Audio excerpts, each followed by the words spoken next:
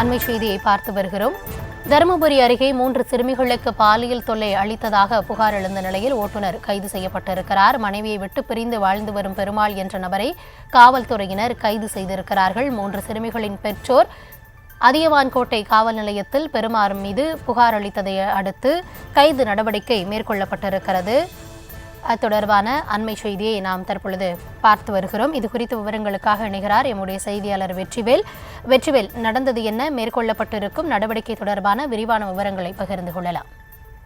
வணக்கம் கௌதமி. அதாவது பார்த்தீங்கன்னா தர்மபுரி அடுத்த நல்லம்பள்ளி பகுதியில் இருக்கக்கூடிய ஆள் திராவிட காலனிகள் இருக்கு. இந்த பகுதி சுமார் 1000க்கும் மேற்பட்ட குடும்பத்தினர் இங்க வசித்து வராங்க. இந்த பகுதியை சேர்ந்த ஓட்டுநர் பெருமாள் என்பவருக்கு திருமணம் முடிந்து கருத்து வேறுபாடு காரணமாக அவருடைய மனைவி பிரிஞ்சு வாழ்ந்து வந்திருக்காரு. இதனால் அந்த ஓட்டுநர் தொழில் மற்றும் அது மட்டும் இல்லாம அந்த விறகு வெற்ற தொழிலும் செஞ்சு வந்துட்டு இருக்காரு இவரு.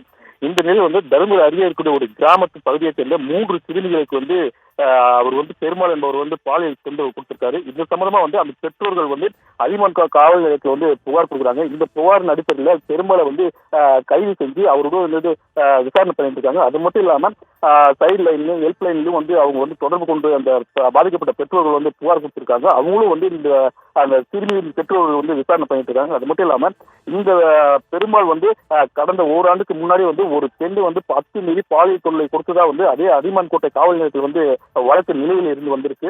அது மட்டும் இல்லாம இந்த பெருமாள் இப்ப மது அருந்துகிட்டு அங்க இருக்கக்கூடிய அந்த பெண்கள் இருக்கட்டும் ஆண்கள்கிட்டையும் அடிக்கடி தகராறு செய்யறதுனால இவர் மேல எந்த ஒரு புகாரும் கொடுக்காம பைக்ல எந்த புகாரும் கொடுக்காம இருந்திருக்காங்க. அது மட்டும் இல்லாம இவர் மேலும் இந்த பகுதியில் இது போன்ற செயல் அடிக்கடி செய்யறதுனால இந்த வழக்கு சம்பந்தமா மேலும் ஒரு சில பேர் வழக்கு புகார் கொடுக்கலான்ற ஒரு அச்சமும் இருக்கு. அது மட்டும் இல்லாம தற்போது தமிழகத்தை உலுக்கிக்கூடிய இந்த பாலியல் தொந்தரவால் இப்ப தருமபுரி மாவட்டத்துல 3 சிறுமிகளுக்கு பாலியல் தொந்தரவு கொடுத்ததா ஓட்டுநர் கைது செய்யப்பட்டிருக்க நிலையில பெரும் பரபரப்பை ஏற்படுத்தியிருக்கு.